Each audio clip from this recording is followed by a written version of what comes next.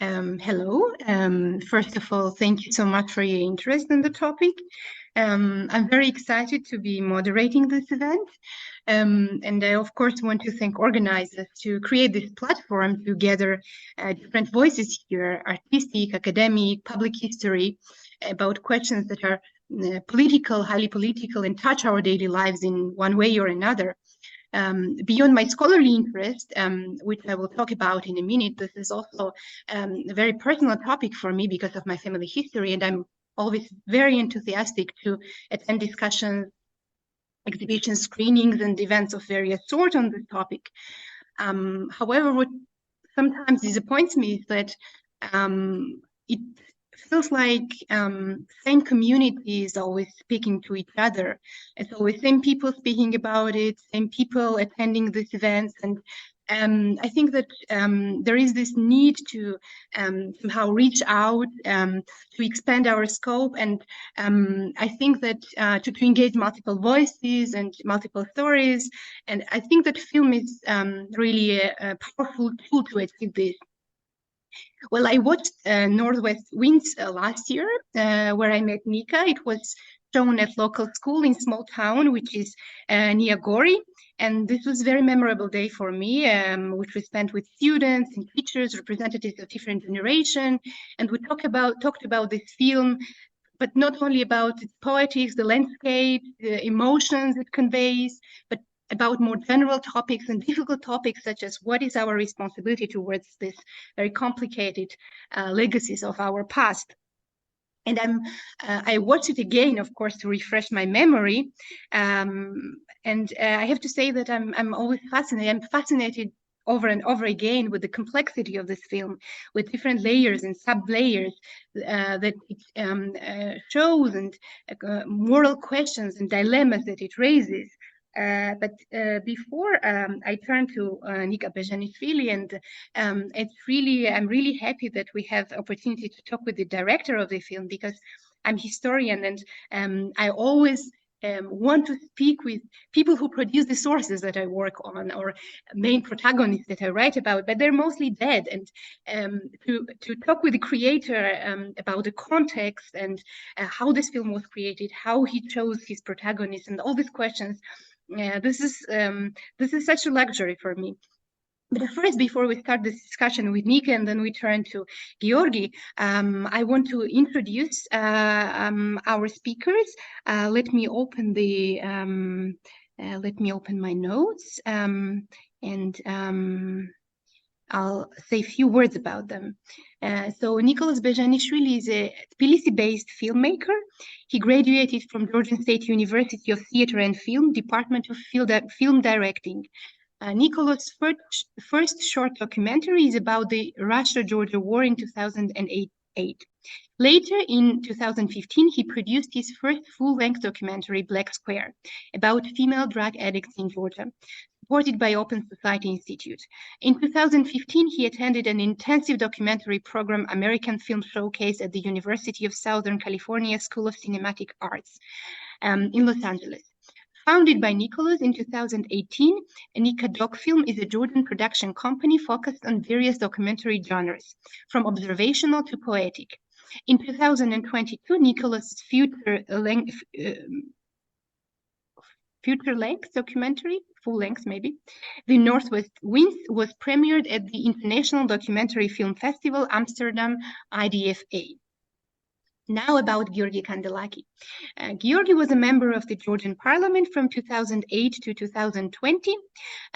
He is now a project manager at the Soviet Past Research Laboratory, SOVLA, a leading Georgian think tank focused on researching Georgia's Soviet totalitarian past and countering its weaponization by Russian disinformation. During his time in the parliament, Mr. Kandelaki was a member of the Parliamentary Assembly at the Council of Europe from 2008 to 2020, and of the NATO Parliamentary Assembly during the same period, serving as chairman of the Georgian delegation in 2008-2012. In addition to foreign policy, Kandelaki has been actively involved on issues of memory.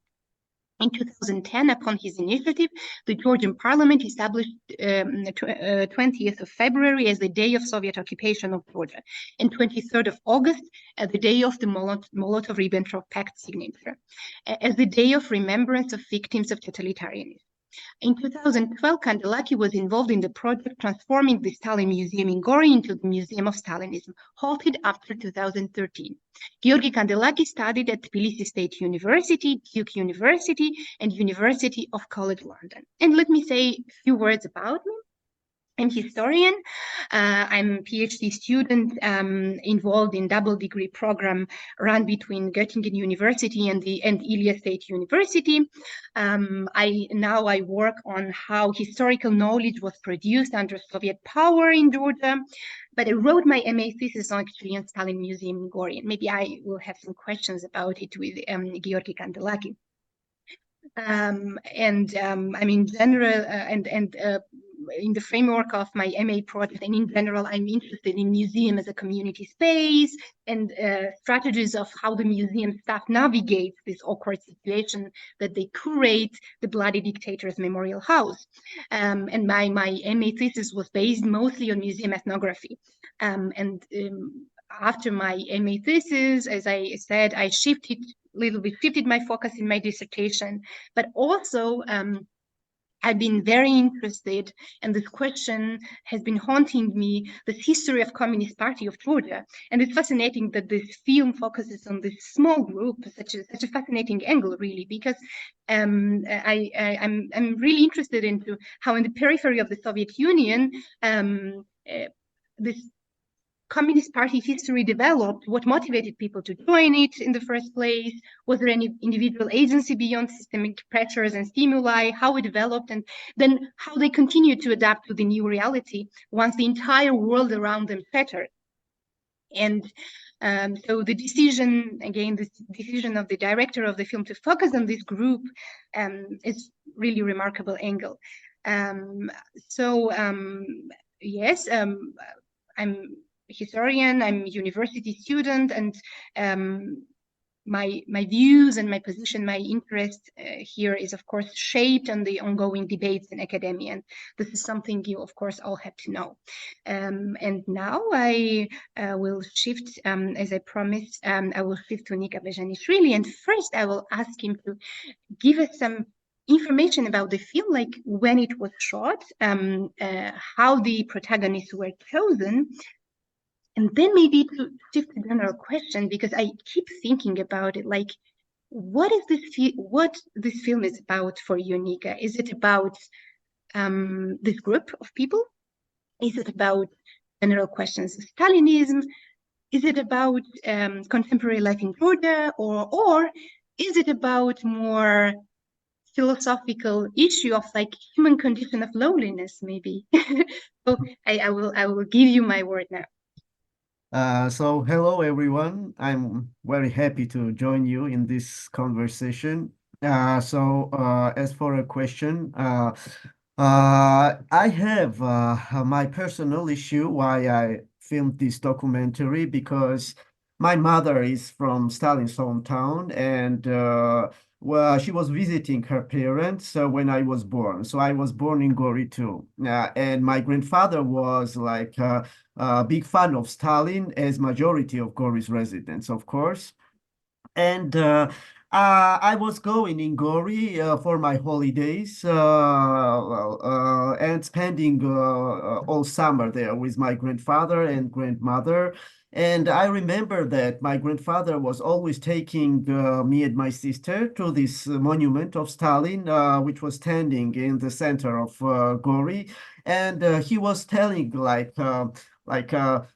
very good things about this man, how he built the great country with the happy people, and how he won the World War II, and etc. and etc. But my mother and my parents, my father, were very like anti-Stalinists, and when I was returning in Tbilisi, they were telling absolutely different stories about dictator. And of course, when I grew up and I read and learned more about the Soviet Union and the Stalin's leadership, Stalin's dictatorship, I understood how big damage it brought to Georgia, and especially people's brains.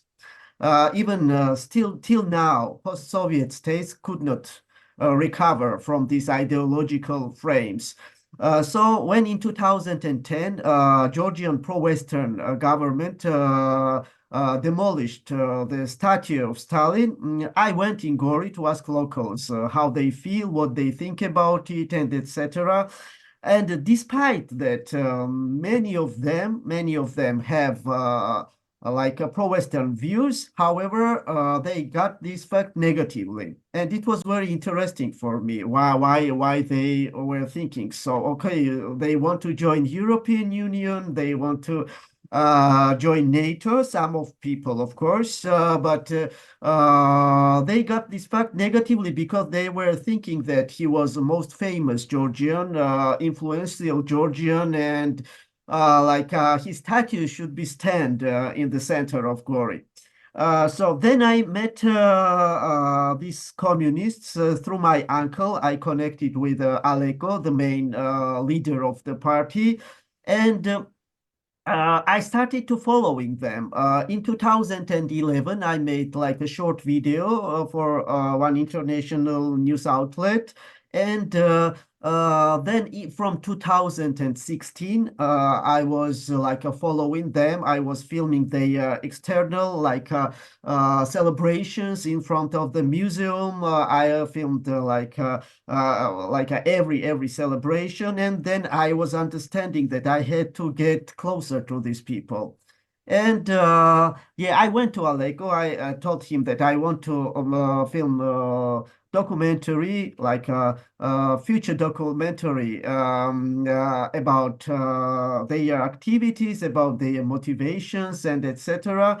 And he was very happy about it.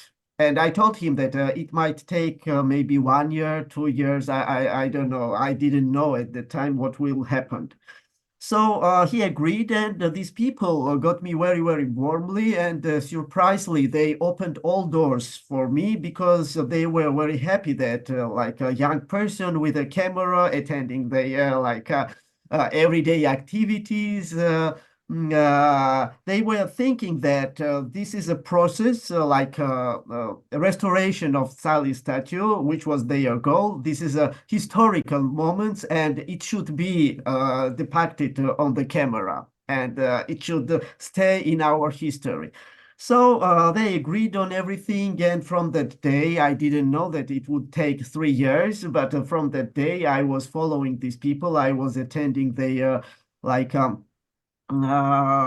they are everyday activities and etc. So I have several motivation why I made this film. First of all, I told you about personal moment, but at the same time, we all see that especially past years, past 10 or maybe more years, Putin decided, Russia decided to recreate the new Soviet Union, and from that time, I was thinking that this topic will become more and more important, and we know that for documentary, it's very important to choose right topic, which will be echo of these days. So this was a very, very good moment for me. So I had personal and also like a professional motivation. And yeah, from the day I was filming this documentary, and it took about 6 years to produce with the editing and with the filming. Yeah, fascinating. It's always Yeah. I'm always fascinated by how personal stories are embedded in the projects that we do. And that's also part of the story, what's going on with me and my project. So let me ask you just one more question before I move to Georgi. I don't have huge experience of moderating events, so if I if I don't give you enough time or something, please always protest. Or if I don't do my job as I should do, please voice your discontent. So you mentioned and I think we already talked about this, but I would ask you this. You mentioned that they were happy that you were filming them because this way they would be remembered, and but what was some of the ethical questions that you were facing in terms of filming people whose opinions you don't necessarily share? And that's Yeah. something we researchers also encounter a lot of times, that how do we, because you give voice to these people, you represent these people on screen, but you don't necessarily share what they think about Stalin, or rather you very strongly oppose these views. So Yeah. how like So first of all, I want to tell that I never hide my opinion about Stalin and Stalinism and the Soviet Union to these people. Yeah, they know that they know that I don't tolerate this his politics. And when I was telling them that okay, Stalin executed millions of people and he brought so much damage, especially for Georgia. Yeah, I think so, especially for Georgia. They were telling me that it's all lies. Of course, we always had arguments. But honestly, personally, they got me very, very warmly, and they were very nice to me. And I was trying to be the same with them, of course. At the end, for example, I had like a really good friendship with main character because she was living alone and I was going always in Gori to care about her. Like unfortunately she passed away now. So um, I had no problem about and as for ethical moments, I would mention that it was most problematic when I was editing the movie because I want to keep like a balance, not to violate their dignity. At the same time, I had to show that they are going in the wrong way. Yeah, they are thinking very, very wrongly about the history, about the Stalinism, and the solution was that, for example, I had the music in the film before, I had my how I say it, like a creative moments, creative sequences from director, but yeah, then I cut everything absolutely, and I left just the footage and the situation as it was happening there. So I leave decision to like audiences to think whether they were good or bad people. So I did not influence much on this situation and with a cold eyes, I'd say I was editing this film. It was very, very tricky because I had to think about the topic.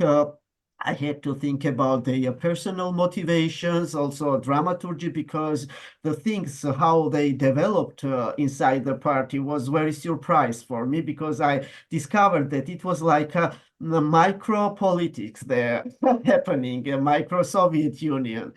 So yeah, this I'd say this balance, maintain this balance was most a difficult moment, but yeah, I how somehow I managed to do that. So this it's very, very nice that people who watch the film they always tell me that uh, biggest thing what they loved my film this is this balance that okay you don't agree with them but however personally their dignity is not violated. So it was very, very important for me as a filmmaker, especially because when you are filming documentary about someone, it's not good to violate their dignity Mm, because your character when they allow you to go closer to them and especially film with a camera trust you, and when someone trusts you for example you have no right to uh, like uh, violate their dignity. But I would add here that if I film, for example, documentary about like young people who are joined with, for example, national conservative movements as Altinfor or Alliance of Patriots, I would not think about it because I think these people have danger for my country. Like this conservative and far right movements, and I have no right to like think about their dignity or like this balance. So yeah, this is. Thank you so much, Nika. Thank you. Thank you for this honesty, and thank you for giving us insight into how this reflection process of how do I deal with these people, how do I screen them. Thank you, really. And I, of course, have like a lot of other questions, but for the sake of fairness, and also because I'm very interested in what Georgi thinks about the film, I'll give him word and first ask him to express his opinion, how he felt about the film, and then I'm very much interested because not only he's working now on politics of memory, like not only he's doing scholarly work in this direction, and please correct me if I'm wrong, he has been as a political actor engaged in all this, and I want to ask you later a more general question about different actors on the field of politics of memory regarding Stalinism and so on. But first, like, please share your what you think about this film, what kind of emotions it evoked. Was there something you didn't meet your expectations, or how did you was there something like jarring? You thought, it's rather complicated here, or how did it make you feel? Please go ahead. Please unmute yourself, Georgi. Thanks for having me. It's a pleasure to be part of this discussion. Well, this film is very interesting, very important because it really zooms on a very particular group of people who are devoted to the cult, the cult of Stalin, in a way that I think is very tragic. Perhaps if there could be one word with which I could describe the atmosphere depicted in this film, that would be tragic. But I think I also, since I've been dealing with this issue for quite some time, and especially now at Sovlab, we just published a book, Georgia versus Joseph Stalin, our flagship project for the last 2 years, of which I'm an editor. The problem of Stalin is much broader. It's very important to zoom on this particular segment, and it really shows that the problem of sympathies towards Stalin in our society are quite deeply rooted. But I think this phenomenon of the resurgence of his image is more or less recent, and that's what we've been dealing with for some time already, as I already mentioned.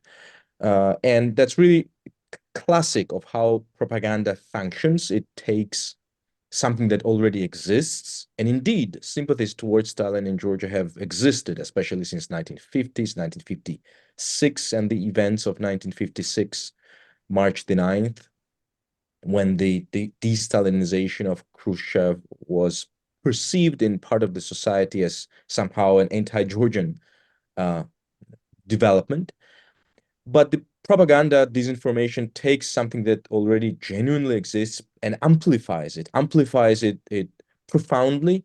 And that's exactly what has happened with Stalin for the last 10 years, I would say, especially the last 7 years, when somehow injection of the image of Stalin into the Georgian patriotic discourse has become a hallmark of the anti-Western / pro-Russian disinformation agenda, if you will. The long-term project, quote unquote, of the Russian information warfare in Georgia is to cultivate certain anti-Western / nativist / ethno-religious trait of Georgian nationalism or nativism, if you will. And in this long-term project, the image of Stalin serves as some kind of umbrella, as as a flag that brings this whole project together. And again, the perspective from which this was injected successfully in the Georgian discourse is patriotic. To us, it sounds paradoxic, but I think, and this is what we've been arguing, it's time to recognize success. The problem of the resurgence of Stalin as a weapon of propaganda is broader than this very interesting and as such important group of people upon which the film zooms. And again, this film shows how deeply rooted these things are. But what we've found during our work is that young people are even more vulnerable to this because again, as I said,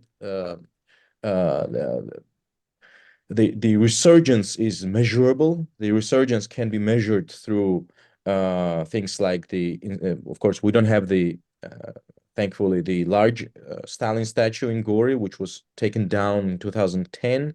But we do have 12 new statues of Stalin erected throughout Georgia for the last 10 years. And in most cases, these are installed by just some locals, while in some other cases, we have local authorities backing or directly engaged in reinstating these statues. We also have some credible polling that shows that this resurgence is actually indeed in place. We have, for example, a poll from 2 years ago, which suggests that 46% of Georgians think that a patriotic Georgian should be proud of Stalin. Interestingly, one of the key players, institutional players, that has pushed this narrative, this patriotic Stalinist narrative, is the Georgian Orthodox Church. And it would be interesting to have sort of to analyze this particular dynamic. We have key clerical leaders, bishops, and indeed the Patriarch himself, who have made openly and publicly pro-Stalin comments. And we also have a survey dating a few years back that shows that 41% of Georgians believe that Stalin was a secret Christian. And everyone remembers the drama around the icon glorifying Joseph Stalin this January in the Holy Trinity Cathedral. So for someone to convince 41% of population into such an utter nonsense, it is a success for them. And we've been making this argument that it is time to recognize this and to counter this development also from the patriotic perspective. And we've been also trying to draw the attention of our friends and allies and partners and integrate of course, this is a broader issue, the issue of memory, whether memory features as part of the Western counter-disinformation policy. Of course, this development is not unique to Georgia. The Russian disinformation, for the Russian disinformation, memory politics and memory of the Soviet Union in particular is a strategic topic. But of course, it's more acute in Georgia because more often than not, our government has embraced these narratives and has embraced, at best, ambivalence towards the Soviet past, which has been an important enabler of the development of the resurgence of the image of Stalin. Again, in this reality that we've been seeing and we've been looking at, Stalin is not just for the adversary, yeah, and we consider Russian disinformation an adversarial force.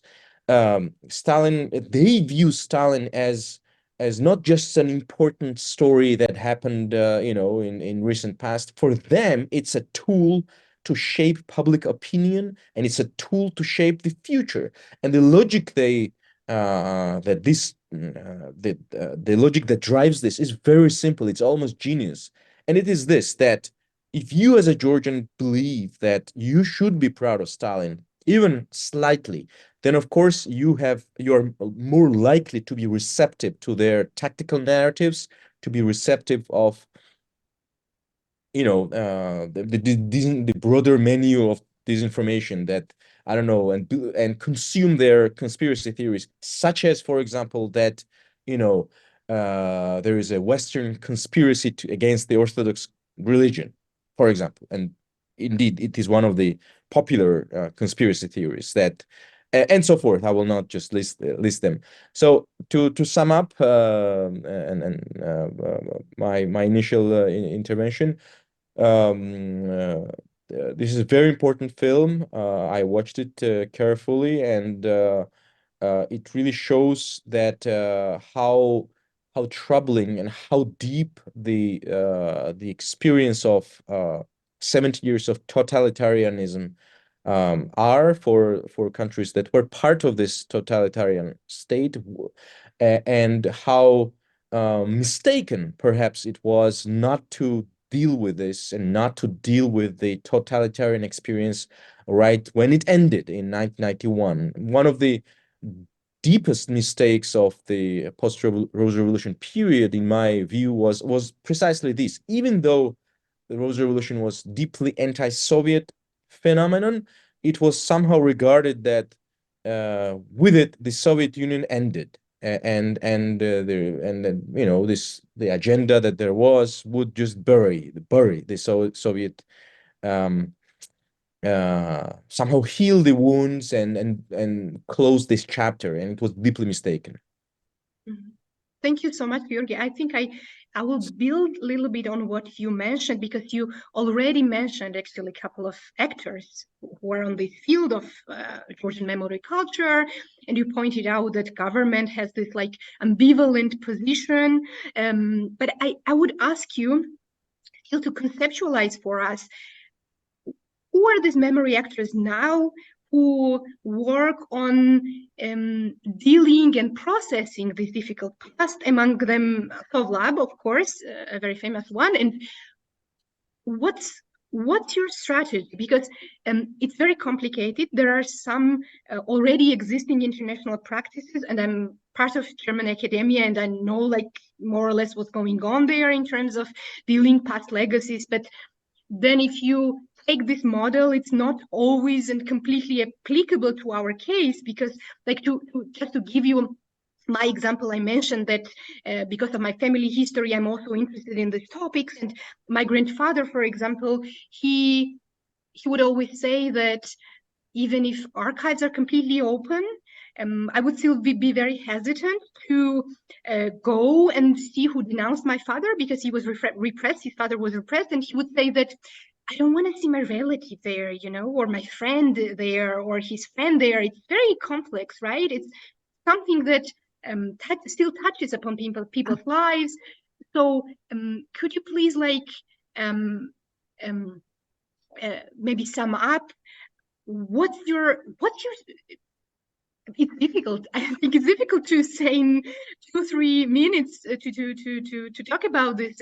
Time is, we don't have so much time, but maybe to give us some idea of how do you see this process going? What where should we start with? Maybe we can also say a few words about, because film also touches upon it, like Stalin's statue being taken down, and then criticism of, oh, why was it taken down when there was no public discussion around it? Why they did it in one night, and this kind of things. Like, how do you see the process going on when it's very complicated and very emotional and still very hot?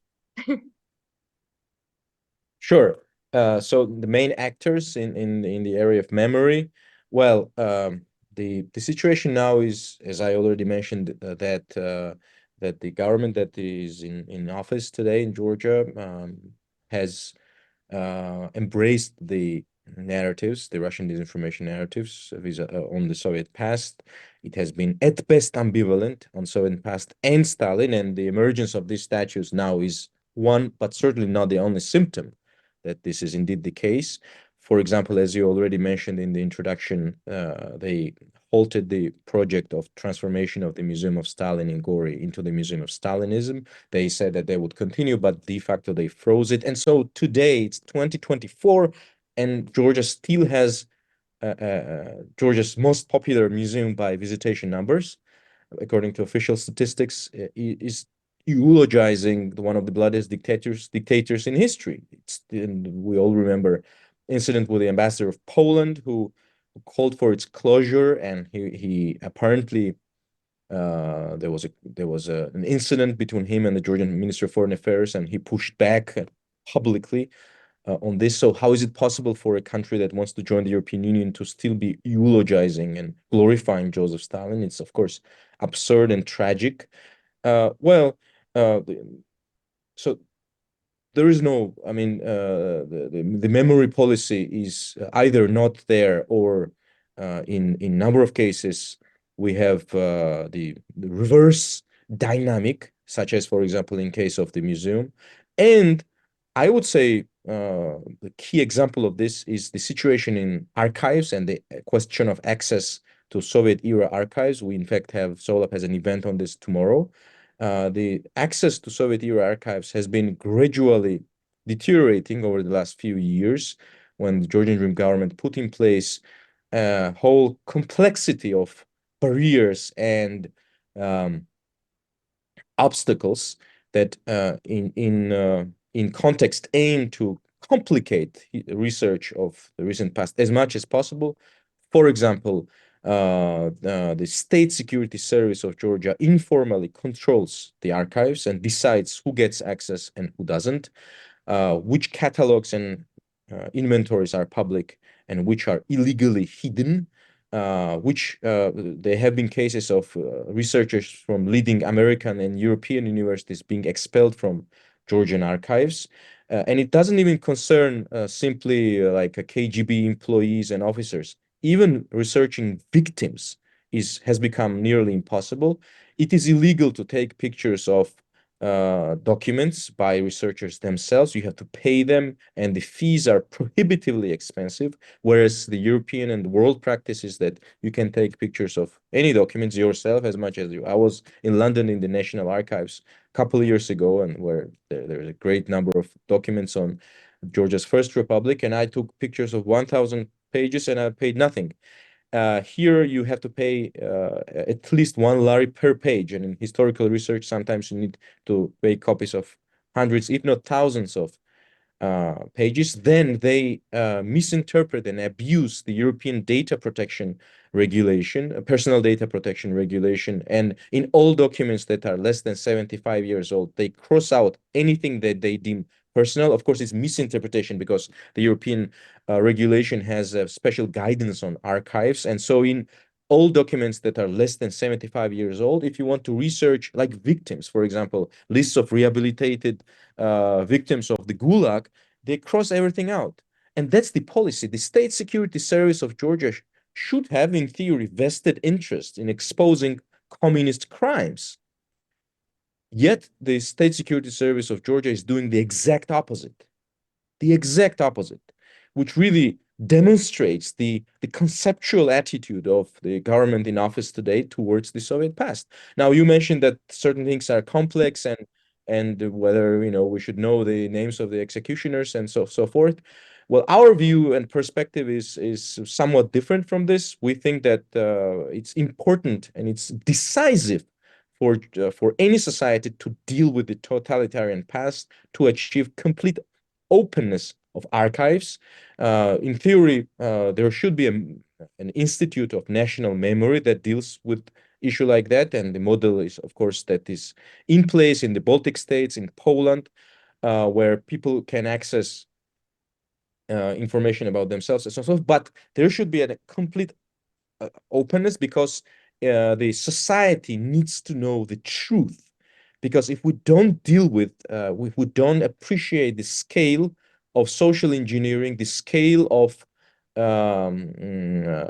rupture in our social fabric that took place as a result of this totalitarian intervention steered by Joseph Stalin, we somehow went away from the personality of Stalin in this discussion, then it will be always easy for disinformation to play on this amnesia, and that's what we call it. We have amnesia of the 20th century, play on this amnesia and weaponize this past as if he's doing successfully, particularly with Joseph Stalin.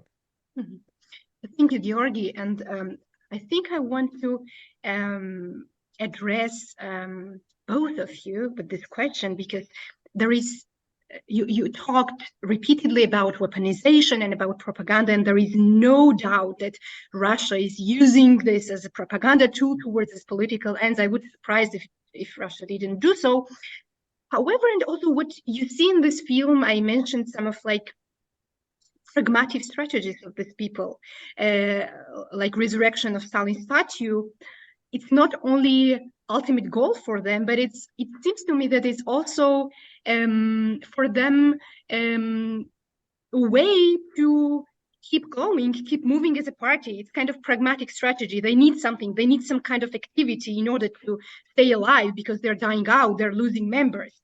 What I'm trying to get to is that what about people's perspective? There is this propaganda, but what about like this mass image of Stalin as a guy who protected us from evil, the guy who defeated Tsarist colonizers and crawled up this ladder, famous Georgian, the nationalist elements into it, the need that exists locally. Like, how would you explain that? Why this propaganda works? To put it in simple, what do you think? Simple words. What feeds it exactly? Why does this need exist at all? Mm-hmm. So you can start, Georgi, and Nika can also, or you can go on since you already started talking. Yeah, so I would say I would divide these communities in Georgia who are pro-Russian communities because, as I mentioned, more younger generation are like a religion, like a conservative people who also like Stalin. Especially we see it past like days and weeks in Georgia. And we have these old people who were very successful in the Soviet Union. They had very successful positions, but when the Soviet Union collapsed, they lost absolutely everything, and they don't have hope, not only they don't have hope of the future, and they don't know what will happen the next, and etc. and etc. So these people lost everything, and this restoration of Stalin's statue became the main goal for them. They find some their purpose in this life. I mean, this old generation, but as for young generation, I think they are connected with Russia. They get money from them, and then they are going in European Union countries, in the United States, have a good time there with this money, and their children studying in European and American universities. At the same time, they make Russian propaganda here to get money. But these old people who I filmed, they have almost nothing, and it's this to be in this community and to fight to bring back the statue is like a goal of their life, and they are really ideological believers. But I don't think that young generation, I don't know, it's like totally I think they get big money from Russia, and that's why they do this propaganda in Georgia. Yeah, thank you. And yeah, maybe Georgi will expand on this and also say more about this mechanism of, because he's working on the topics, mechanism of how Stalin's cult works actually. Why is it interesting for people? Sure. Well, I agree with everything that Nika said, but let me add this, that the mechanism is very simple, and you really have to sort of credit those who have been sort of pushing this. They've been pushing a very simple narrative, again, from the patriotic perspective. So the whole menu is tailored towards to Georgian reality.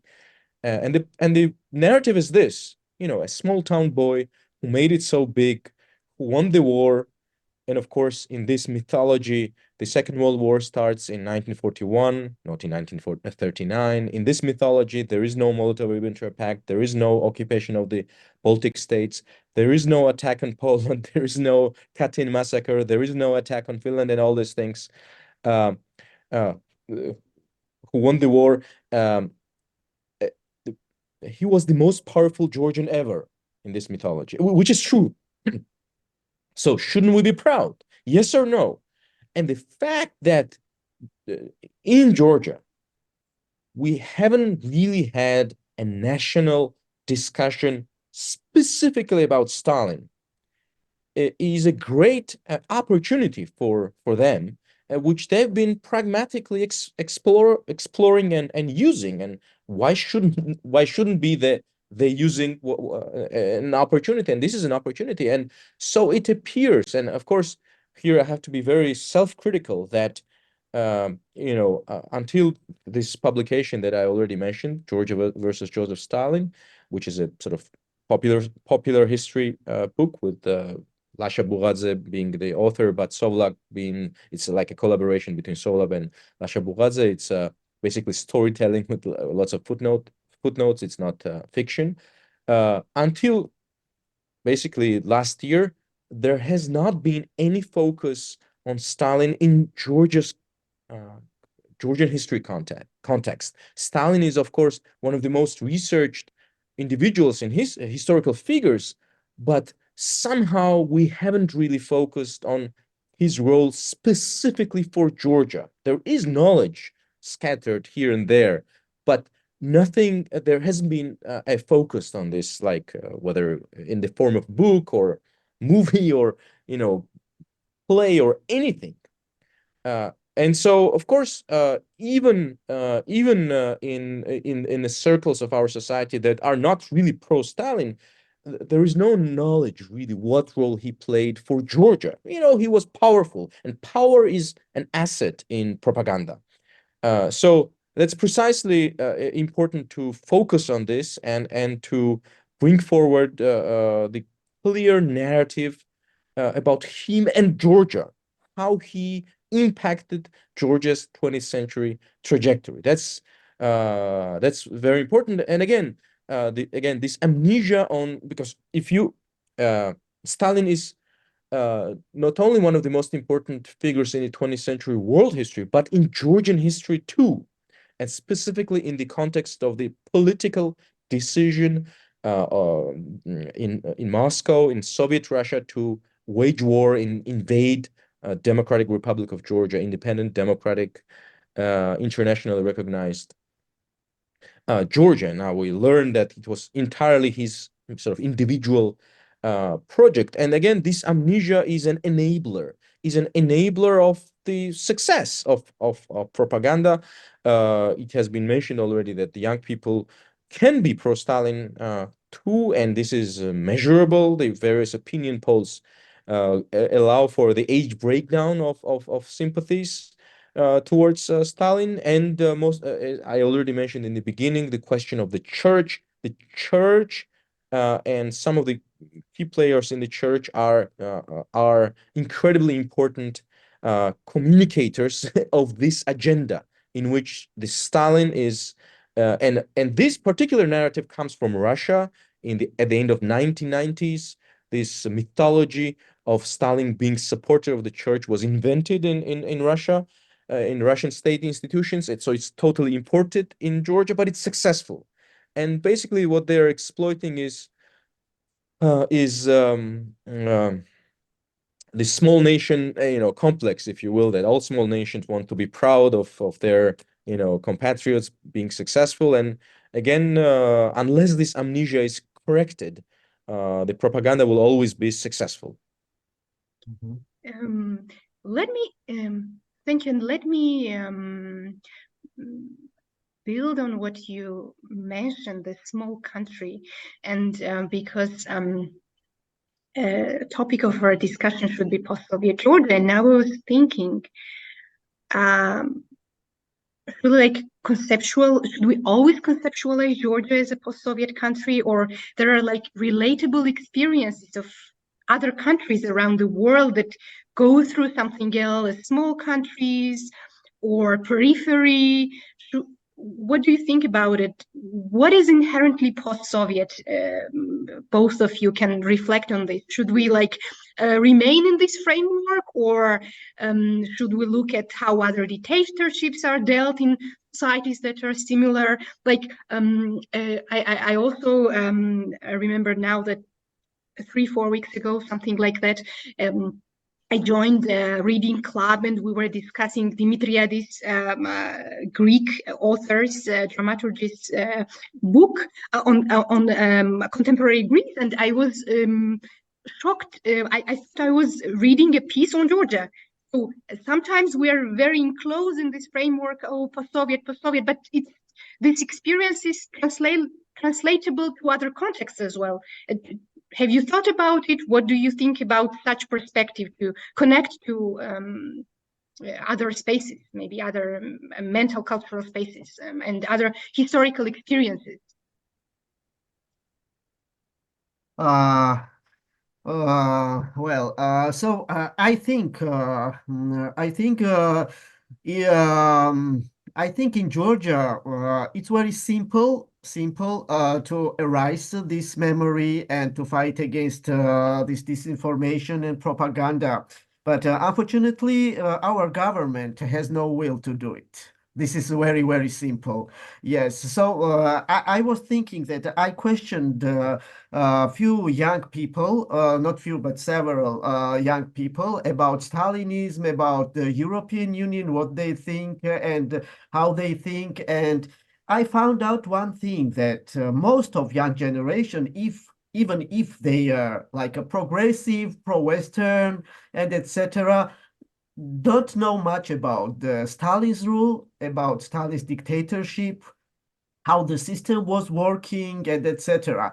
So I think Russia knows very well that this educational side of evaluation of the Soviet Union and Stalinism is not like is not how I say young generation don't know much about it. So that's why they put all these resources that it's very easier if someone believes in the European Union with a blind eye. It's very easy to turn them back, you know. And the main thing is education. It must be changed in our schools, in universities, and young generation should have information what was going on at this time and how this system was working, and what Stalin made for Georgia and for Soviet Union. And I think after that it will be easier to deal with this problem and these ideological frames. Would you add something to that, Georgi? Yeah, well, yeah. Whether we should remain in the post-Soviet paradigm, I think this paradigm is still somewhat useful, but we clearly need a new paradigm, because we are in a new reality where the time between now and Soviet experience increases, but so does the weaponization of Soviet past in a way and in manner and in intensity that we haven't seen before. So that will be my short. Yeah, but I will add here that Georgi mentioned that 41%, as I remember, is 41% of people. Past surveys show that 41% is thinking positively about Stalin and his rule. But at the same time, past surveys show that about 70-80% of Georgians want to see Georgia in NATO and in the European Union. So it's two conflicting, so I don't know how it's happening and why it's happening, but it means that we still need to be educated in this field and to learn more about Stalinism and its role, because even if people think that okay, Soviet Union is over, this ideological moment which was created by Stalin and with his leadership, and it still works in Georgia, in post-Soviet countries, and this is like a reason why Russia use this same style propaganda to isolate its neighbors, go from the European Union, from the Western unions. So I think yeah, education in this field is main thing. Yeah. The next question that I wanted to ask you, Georgi, actually, I wanted to ask this before, but then you mentioned something else, which was very interesting for me, what you talked about, this like small country complex and former colony complex, whatever. But there is also this one one central argument of pro-Stalin groups, or not necessarily pro-Stalinists, because we know that people who don't necessarily identify as fervent pro-Stalinists have sympathies towards him for several reasons. And then there is this argument, oh, he is the one who modernized this backward country, enlightened, and so on and so forth. Do you think that, at least I have a feeling that in Georgian academia, we don't have so much discussion going on what modernization is actually, what we mean under modernization, because under certain regimes it of course involves violence. It's quite a violent process. And do you think that we should be, what do you think about it, how we approach violence, how we approach modernization, how we conceptualize? These discussions are really missing from academia, because it's also about Second World War. There is this opinion that Georgians were users like fodder meat, and so many Georgians sacrificed their lives in this criticism, but there is never a criticism of war as such, no pacifist arguments. So where do we stand conceptually? This is my question. What do we bring as a counter argument to those people who say that, well, even though he destroyed all traditional ways of life and brought disaster, he did modernize the country? What do we bring in that discussion? Well, if I can take this question, and Yeah. I'm sorry, I need to leave after. Yeah, I think our time is almost up, and then we will wrap up. I think a quick answer to this important question would be that we just tell this story of the 20th century. We just tell this story of how Georgia was actually modernizing in a democratic way, and how we can measure this. For example, it's one of the myths that the communists achieved full literacy. Yeah, well, if we show the rate with which the government of the Democratic Republic of Georgia, a democratic government, pluralistic political regime, was opening, for example, schools. They opened 800 schools in 2 years. So Georgia was on course to full literacy in about 1926 itself. And it's just one, but certainly not the only example. And examples have enormous power. Again, when I said when we have amnesia on what was this country, independent democratic Georgia. How did it work? How its success can be measured in the socio-political and economic development, and then again measure what Soviet Union brought upon us. And this story is a powerful story, and it has not really been told. Our historical science is still has suffered from this inertia from Soviet period, but now we have, of course, some positive tendencies in this, with a generation of young historians trying to shift the dominant paradigms, and there at least there is something to be happy about. Thank you for inviting me to this discussion, and Georgi, congratulations. Yes, please. please publicize, before you leave us, please publicize tomorrow's event, because I also want to participate. You mentioned that you organize a talk about archives, and this is something that really touches me. Please, some other who follow us also could be interested in it. I'll share it with you. Yeah, it's a public event. It's a roundtable discussion, not a long conference. Thank you. Okay. Thank you so much.